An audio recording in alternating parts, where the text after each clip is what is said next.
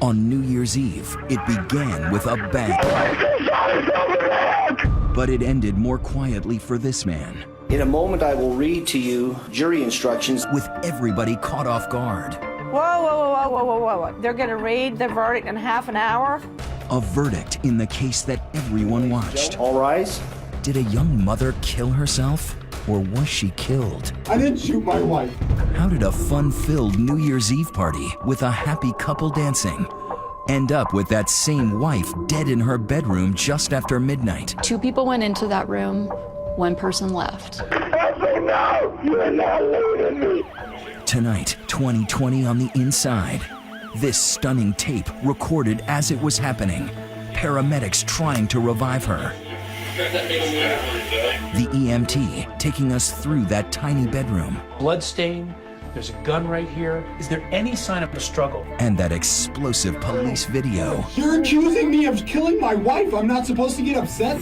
Now, you're as close to being there that night as you can get. If she were to shoot herself, bang. But what's the truth? A shocking suicide? Ashley's own words, "I just can't take this life any longer," proved that she committed suicide. Or this, what a teenage neighbor said he heard. I heard him saying, "Oh my God, what have I done? Oh my God, what have I done? I shot my wife." Which version of that night will you believe?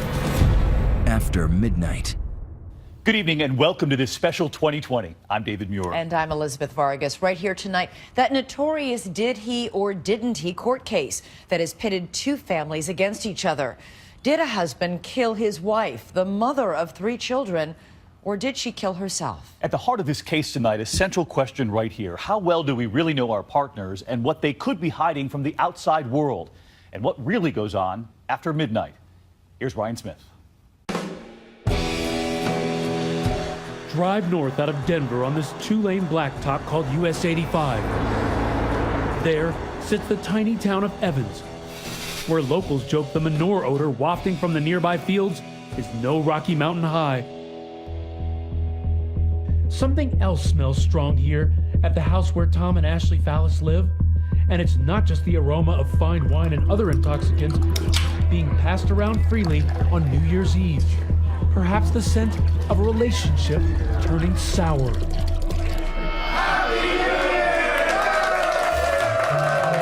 Ashley and Tom are a young married couple, hosting a party for friends and family. They live in a subdivision called Grapevine Hollow, each street named for a famous wine, though ironically, not a vineyard in sight. Their house is on Zinfandel, a vino with lots of alcohol and a lasting aftertaste. Fitting, since when the alcohol stops flowing on Zinfandel tonight, no one will ever forget. Have you ever seen a case like this before? Something like this, the Ashley Fallis case? No, this has been an extremely high-profile case. James Redman has covered the story for the Greeley Tribune. But there are really 2 stories. How do people in the community feel about this case? Is it some people are on one side and others are on the other side? People here in Greeley and Evans, it's been a pretty vehement divide. People feel strongly one way or another. Both versions begin at that party. I met Tom at the door. He gives me a hug. I hug him back. Never did that before with him. That was fine by me. John Schmitzer, Ashley's uncle, was there that night, along with his wife, Peggy. It was just a casual party that they decided to have. And of course, Ashley's mother, Jenna Fox, and her father, Joel Ragundan. She was just vivacious and fun. She always made people laugh, made me laugh, made her mother laugh. The whole idea of this party was to celebrate how good things were going. It was a new year. They were happy. They were at a point in their life when things were going well for them. Seemingly the end of a tough few years. When Ashley met Tom on a dating site back in 2007, she was divorced, a single mother of 2 young girls. Tom brought something extra to Ashley's life. It was almost like he was a lifeline for her, right? Tom and Ashley, some of their friends were even jealous of their relationship and how affectionate they could be. It was a whirlwind. In no time, Ashley was pregnant with their son Blake. A year later, Ashley and Tom were married. I wasn't real easy around him. He didn't seem real friendly. So it's Ashley's spouse, so you show him the respect because that's who she's chosen. But Ashley's family felt Tom was too controlling. You learned after a few instances of that just to kind of walk on eggshells around him. You just didn't know what would touch him off. Tom eventually adopts Ashley's girls. He takes a job as a corrections officer working in the local jail. She's a respiratory therapist. But soon enough, life throws this budding Colorado family its first curve. Blake is diagnosed with hydrocephalus, commonly referred to as water on the brain. He needs 11 surgeries and constant monitoring. It's understandably putting pressure on the marriage. It puts a strain on the family, puts a strain on the relationship. It had to be financially taxing. In addition to the cost of the surgeries alone, I know at one point Ashley was fired from her job. The tension leads to serious anxiety. She begins seeing a psychiatrist who put her on medications like Seroquel and clonazepam. She did have anxiety from all the pressures in her life, including Tom. Remember, Tom is one of those pressures. Yes. Let's not blame this all on hydrocephalus. It's Tom also putting that pressure on her. I can't blame her for being on an anti-anxiety drug. It was a real rough patch in their marriage. So rough, apparently, Tom discovers Ashley has even had an extramarital affair. There's talk of a divorce, but by the fall of 2011, they are still together. The desperate former respiratory therapist tries to breathe some life into things. The couple takes a cross-country trip to Washington, D.C., where she testifies before Congress about her family's experience with hydrocephalus. Were you proud of her at that point? Oh, yeah. That's Ashley not backing down from challenge. That's who she was. Tom is proud too. Back home, Ashley finds a new job, and the couple seems to be healing. And then, an apparent Christmas miracle. Ashley believes she's pregnant and takes a home pregnancy test. Her tubes had been tied after her son. So totally unplanned, not expected. Did they want to have children? They were extremely excited about it when they got the news. That's why they were so ready to celebrate at that New Year's Eve party. But just hours before the guests arrive, a blow. Ashley says she's bleeding. She believes she suffered a miscarriage. This wasn't the first miscarriage or suspected miscarriage. Ashley was a tough cookie. I think Tom was far more Devastated. Or affected by it than Ashley was. Whatever she is thinking, Ashley is ready to have a good time. She has a few drinks and Jell-O shots. So sweet. Around 11, Tom and Ashley, seemingly feeling no pain, dancing together to their favorite song, 18th Floor Balcony by Blue October. But just an hour later, everything changes. Right around midnight, as the new year dawns, marijuana joins the party, and Tom is upset about it. And it's just like, whoa, what just happened here? I mean, we went from a really fun party to Tom's throwing a fit. It became clear to Tom that Ashley had gotten a marijuana joint from her uncle and that she wanted to go outside and smoke it. He was angry about that, upset about it. It wasn't like she was going to do heroin. It wasn't like she was going outside to drop acid. So I'm looking at him with a little bit of disbelief, going, seriously? Seriously? This is why you're so mad? That's what set him off. That's what he threw his fit about. She was partying, having a good time, and wanted to smoke some pot, and he wasn't. No, that's not going to happen. It's clear it was time for everyone to leave.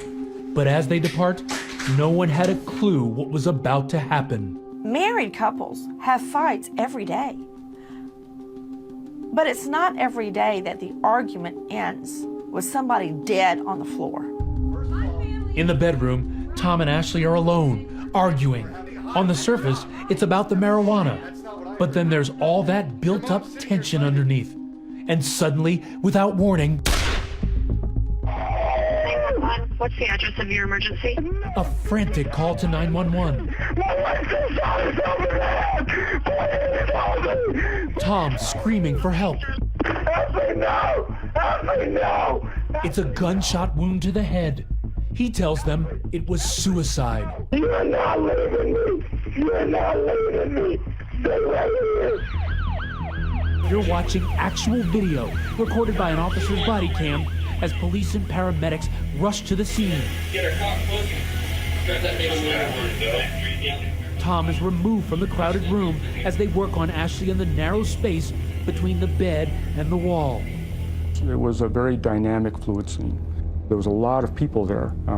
Her family had returned to the scene. There was some yelling and screaming going on in the front yard between Tom Fallis and family members. Tom is a powder keg of emotion, recorded hurling blame at Ashley's family outside. Meantime, the medics are lifting Ashley off the floor, rushing her to the hospital. Doctors desperate to save her life.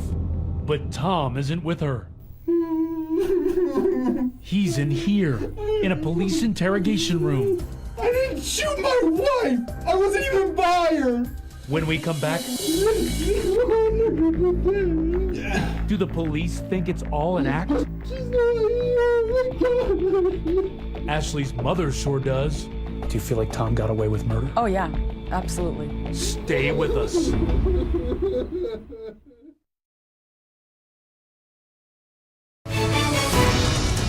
This special edition of 2020 continues. 2012 is not even an hour old, and the small Evans, Colorado Police Department is already dealing with its first violent death of the year. Do you see a lot of violent crimes in this area? We probably average one or less homicides a year, and unfortunately a number of suicides. They're not uncommon.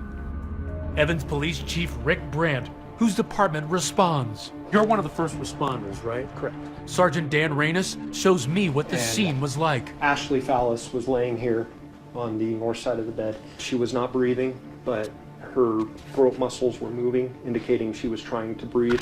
But the obvious issue was the trauma to her head. What does the room look like from what you remember? I distinctly remember the blood spatter on this north wall. I also remember seeing the bullet hole in this east wall. Is there anything on the ground? There are two pictures on the ground over here, and I distinctly recall the TV was playing the Times Square New Year's Eve celebration. A woman shot with only her spouse in the room is always cause for suspicion. I'm Tom Williams, Reed. I don't know if I've ever met you before. Tom Fallis has volunteered to come to the police station to answer questions from Detective Rita Wolf. He's the only witness to a gunshot wound situation, so we want to hear what he's got to say. What's your wife's name? Ashley. I want to see her. I want her to be okay. It's emotional. Tom is distraught, still wearing the blood-stained t-shirt, and at this moment, apparently still hoping Ashley will survive, as a video camera records it all. The video for this runs a couple hours, and there's a lot of emotion from Tom. I was just holding her. Are you suspicious of him at that time? I would say he was under suspicion at that time. You want to pin somebody down to a story, and then you want to keep going over the story to see if it changes. Tom's story starts with the trauma before that New Year's Eve party. So she was coming down today. Ashley devastated when she believes she suffered a miscarriage. We just lost, could have lost, or had our third miscarriage. Do you know how depressing that is for a woman? Especially for Ashley, he says. All day she had been talking about it. Knowing how unlikely another pregnancy would be since she had her tubes tied after her son Blake was born, which Tom says was her mother Jenna's idea. Just one source of lingering resentment between them. This was no Brady Bunch, all right? Fallis did not get along with Ashley's family. There's just no two ways about it. Still, he tells Detective Wolf, Ashley was holding up okay most of the night. We danced to our song just an hour and a half before this. So sweet. But remember when Ashley's uncle asked her to smoke marijuana? That is when Tom says everything went south. She's wanting to do it because she's so down because she just had either a false positive or a miscarriage. That's when he admits he flew off the handle, yelling at Ashley's family as he stomps upstairs to the bedroom. I turned around and made a comment. I was like, you know what? She doesn't need to get high. She doesn't need to take your advice, just like she didn't need to have her tubes tied. I walked into her room. That was the only negative thing that was said the whole night. Now he says he goes into the walk-in closet to change his clothes. I was standing right there. At one point, he even sketches out where he was as Ashley enters. And she's the one, I'll do what I want. And I said, fine, do whatever you want. And I was pissed. I probably said, do whatever the you want. He says they're on opposite sides of the bed in the tiny room. Tom still lashing out at her from inside that closet. I did swear at her. I did tell her, go do whatever the you want. Ashley is either kneeling or sitting on her side of that bed. Tom says he can't really see her, but he can hear her cocking a gun. She has a 9mm Taurus, and she keeps it under her mattress. Suddenly, he says, with no warning whatsoever, I looked up. I was like, what are you doing? And before I even had a chance to finish my sentence or close the door, there's smoke. I heard it, and there's just smoke. Tom says he tried to staunch the blood coming from his wife's head while he called 911. So you're saying no fighting at all, that she, for some reason, just takes a gun out and shoots herself? For some I already reason. told you what happened. That wound on the back of her head isn't where she could do it herself, Tom. It is not. Oh, bull. It is not. Bull. If you get upset like you do like this, is this what you do with You're her? accusing me of killing my wife. I'm not supposed to get upset? That doesn't make sense. And that's when Detective Wolf reveals that officers have already learned something incriminating from a next-door neighbor. There was somebody awake, and they actually heard your argument and your conversation between you and your wife. Really, what conversation was that? She's telling you to get off of me, get off of me. And you're saying, don't leave me, don't leave me. Oh, I didn't say that. See, that's hard for me to believe. He denies anything more than a verbal battle. But the more she presses, the more heated it gets. I didn't shoot my wife! Tell me what happened then. Tell me what I happened. just Why do you told have you. those scratches on your body? She's referring to these, what looked like red abrasions on Tom's chest. But he insists he shaved there as a surprise for Ashley. And any marks they see came from his own scratching. Because, he says, it's itchy. Okay, see this? This is a shaved chest. Do you know how bad this hurt and itches? So when I'm sitting there, I do this all freaking day. I mean, really? I shaved my chest for the first time in my life today and got scratches all over myself? But the detective is skeptical. There's scratches on you that you need to explain. And with the tension mounting, Tell me what's going on with my wife, please. the detective breaks the news. And I have to let you know, your wife did not make it. Your wife did not make it.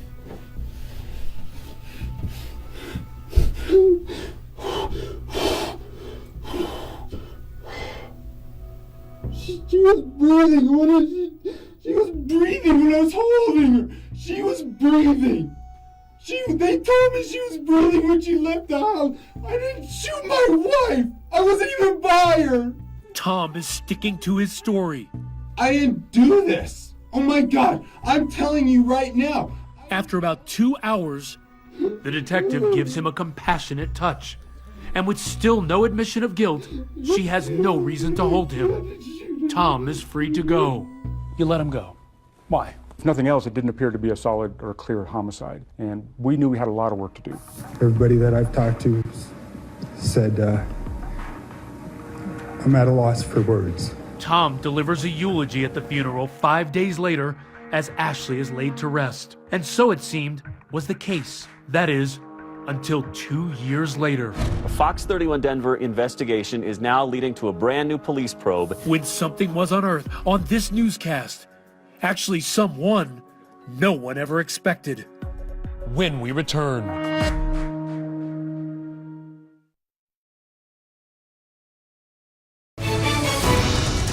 2020 continues with more of After Midnight. 2 years have passed. The Ashley Fowler's case is officially a suicide. Closed. That house on Zinfandel, empty. But for Ashley's mother, Jenna, every day is still New Year's Day. She is fighting on. She was like a dog with a bone. She would not let it go. When police would not cooperate with the mother, Jenna Fox, she found somebody that would. a reporter. For over a year, we have been investigating the death of Ashley Fallis, which... Then finally, more than 2 years after Ashley's death, in the spring of 2014, this report on a local Fox station reared in like a Denver Bronco. Shocking new information and one damning account. It was right here. Teenager and next-door neighbor Nick Glover, at home playing video games with a friend on that fateful night, who was peering out of his window, overhearing the commotion outside the Fallis house. His earth-shattering revelation? I remember I heard him distinctly say, "I shot her." He says he heard Fallis confess. So why didn't the police know this 2 years earlier? Well, according to Glover, they did. The teen claims he told Detective Mike Yates about it on the night of the incident, but somehow it never ended up in Yates's report. Do you think in any way your department mishandled this case? No. Still, in the event that it was a case of Keystone Cops, or worse, a cover-up, Evans Police Chief Brandt orders the investigation reopened. Within the last hour, Evans police announced they are reopening the investigation. And not only was there to be a new investigation, it would be with fresh eyes. The nearby Fort Collins police would handle the case, and Loveland police would examine how the original police work was handled. The grand jury met for 3 days. Being indicted by a grand jury. 7 months later, a grand jury hears the new evidence, and Tom Fallis is indicted for murder. Authorities arrested the former Weld County deputy earlier this week. But where is Tom Fallis? The house they lived in sold. Eventually, police tracked him down in Indiana. He moved there with the kids, he says, to be near his sister. Tom Fallis arrested in Indiana. He is arrested in November of 2014. More than 4 years after the shooting, all rise. Tom Fallis is in this courtroom on trial for second-degree murder. This whole trial is essentially going to come down to one question. Does the jury believe Ashley shot herself? Or does the jury believe Tom Fallis murdered his wife? Which is the truth? The prosecution does not have an easy case here because they have this enormous legal burden of proof beyond a reasonable doubt. For starters, the jury hears plenty about Tom's behavior that night. It started to really change after Tom blew up and started cussing and throwing a fit. Ashley's mother, Jenna, who's been waiting an eternity for a chance to testify against Tom, describes a man unhinged and out of control before the shooting. And told me he hated us all and he wished we would all die. The heart of the prosecution's case here is that Tom is angry and enraged before this happens. That's a critical part of the case. Then, it's star witness Nick Glover's turn on the stand. The young man from that TV report testifying about a midnight confession after the shooting. I heard him saying, "Oh my God, what have I done? Oh my God, what have I done?" He proceeded to say, "I shot my wife." You can't hear something like that and forget about it. I mean, that's going to be embedded in your mind for years to come. The prosecution's case is building. Nick's mother, Kathy, testifies about a critical phone call she says she got that night from Chelsea Arrigo, a family friend who was visiting her boyfriend nearby. Kathy claims Arrigo told her she heard a struggle between Tom and Ashley. She said, "Because your neighbor just shot his wife." And I said, "What?" And she said, "I could hear her screaming, 'Get off me, get off me.'" And then there's this, a pivotal witness. He said, go watch the guy in the driveway. Chris Graves, a former Weld County Sheriff's deputy on the scene to assist the night of the shooting. I heard him screaming, "I can't believe I shot her, and I can't believe she's dead." But if these ear witness accounts aren't strong enough, the prosecution has even more. A criminalist with a new theory. If she were to shoot herself, bang. Jonathan Priest, a former Denver police officer who now does professional crime scene reconstruction. In a model bedroom built in the courtroom, I don't have a lot of blood here. He tells the jury, after looking at pictures of the evidence, he has serious concerns about the amount of blood on the carpet, the position of Ashley's body, and the pattern of blood spatter on the bedroom wall. So I have a lot of problems with this being that suicide or that unassisted suicide. At one point, this wasn't looking good for Tom Fallis, was it? There's been a lot of stuff that sort of paints Tom as this angry, volatile husband. as someone who was angry at Ashley that night, who was fighting with her. But what if everything the jury has heard so far is wrong? I have to pretend to be happy. Would a note Ashley left behind solve the mystery? I just can't take this life any longer. Was she a high risk to commit suicide on that date? Yes. Stay with us.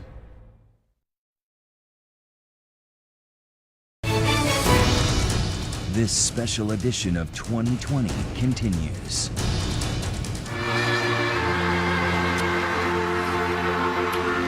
When the ball dropped, ushering in 2012, no one knew it would be Dick Clark's last Rockin' Eve, nor did anyone know it would be Ashley Fallis's last one, too.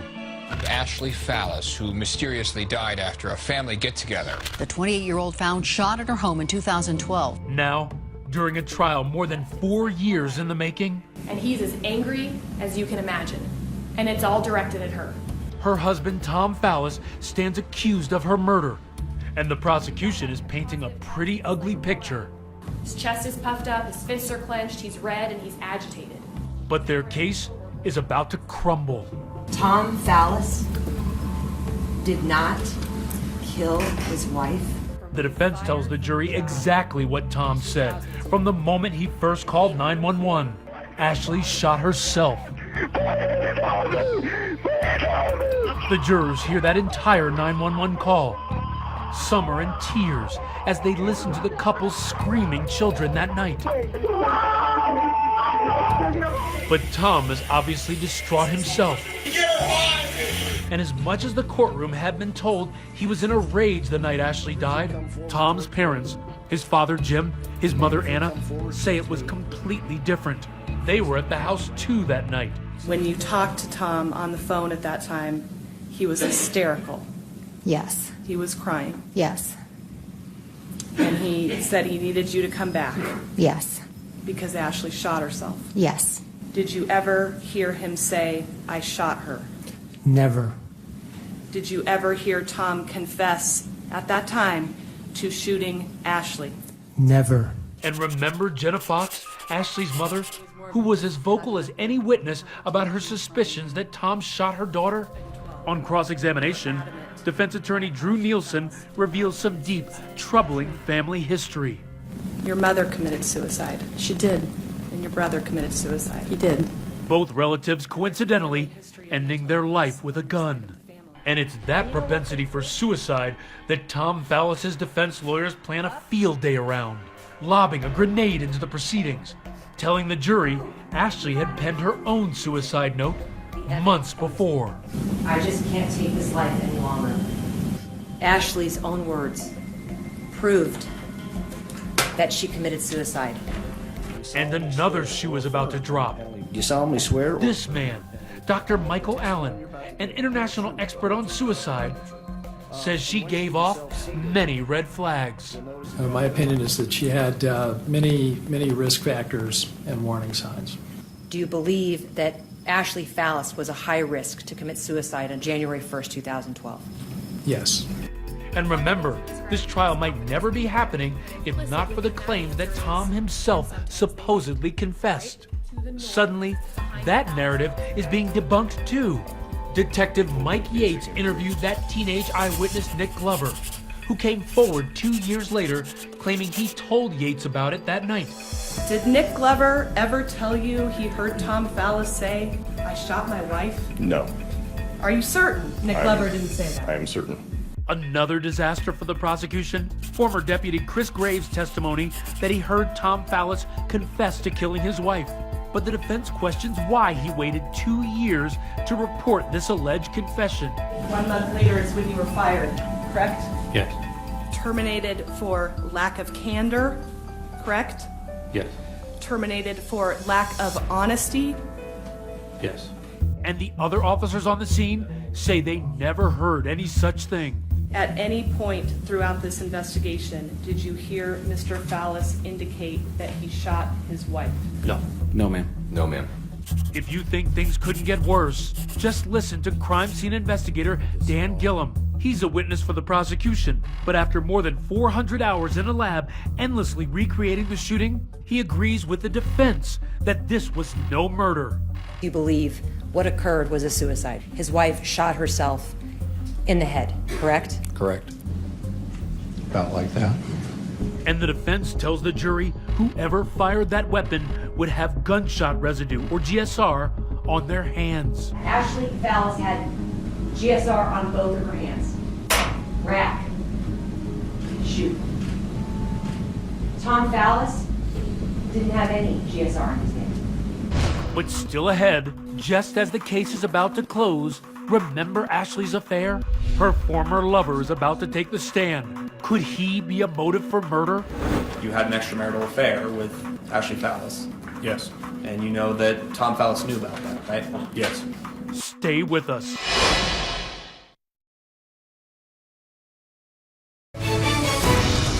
"2020 continues with more of After Midnight.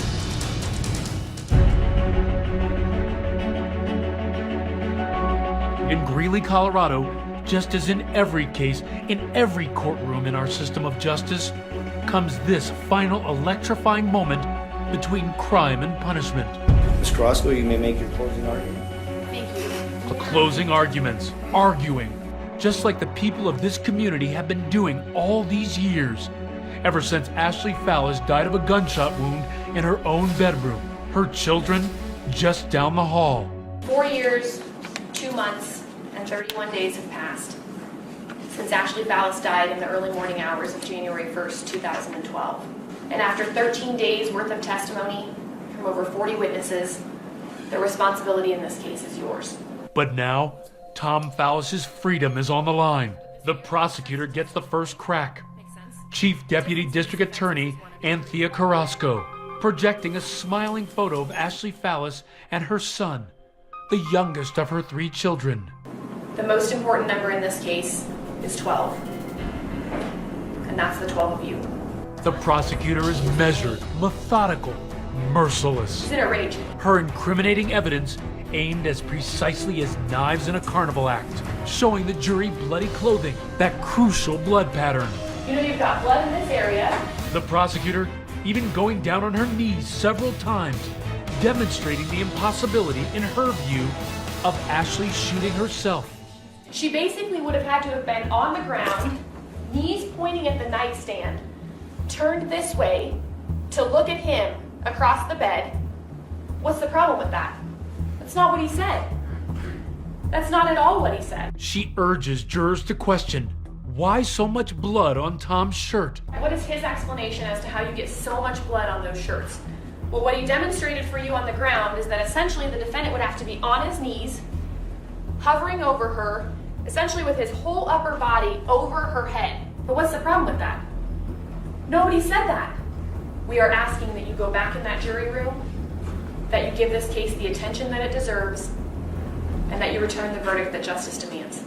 Then it's defense attorney Iris Aton's turn. She begins the way she started 3 weeks earlier, standing behind her client, Tom Fallis, with her hands on his shoulders.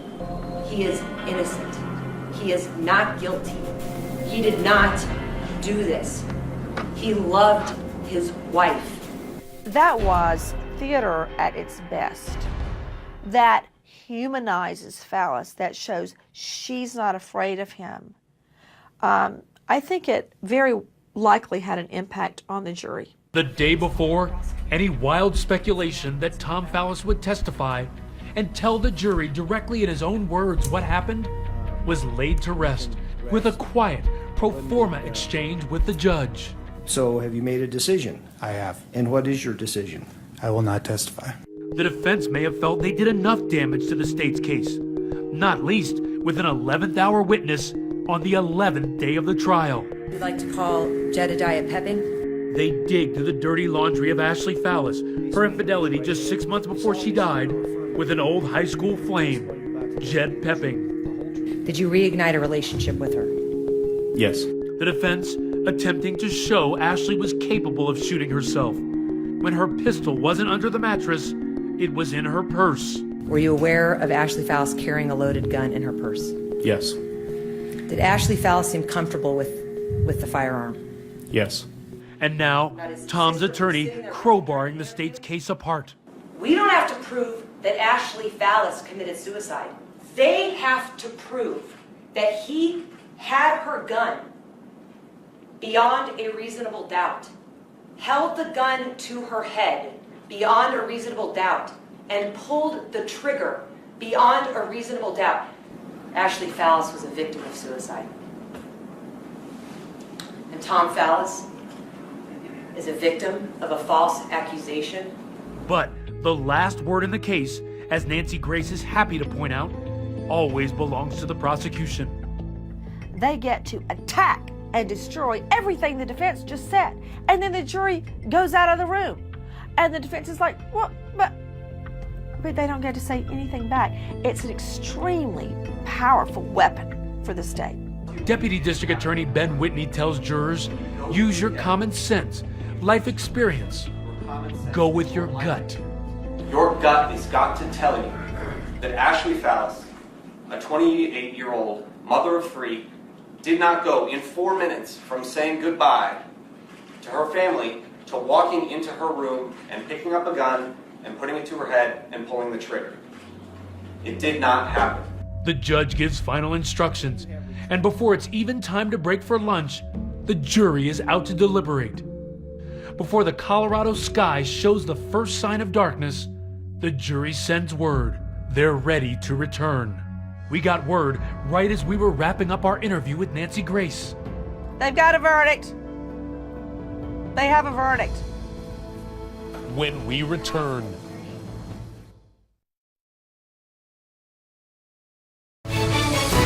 This special edition of 2020 continues. For 3 weeks, this quaint Mexican cafe across the street from the courthouse played host to both sides, Ashley Fallis' family and the defense, during breaks in the trial. But it wasn't the hot sauce making Tom Fallis sweat. As he waited for the jury's verdict, he barely had time to finish his rice and beans. The jury only deliberated 3.5 hours after weeks of testimony. That is a swift verdict. And sometimes that's a good sign for the prosecution. Ladies and gentlemen, the jury has reached a verdict. Judge Thomas Quammen read the jury's sudden decision to a packed courthouse. We, the jury, find the defendant Thomas Fallis not guilty of murder in the second degree and all lesser included offenses. While Tom Fallis hugs his lead attorney, his defense team wipes away tears and mouths a thank you to the men and women of the jury as they are led out of the courtroom. You have to wonder whether the prosecutors felt pressured to bring the case. Even the crime scene evidence was at best conflicting. Most people would have been shocked if there'd been a conviction. And in the wake of that verdict, a challenged police force has had to look itself in the mirror and ask its own questions about how they handled the case. So you thought it was a homicide? I did. And now? Now I believe it's a suicide. What changed for you?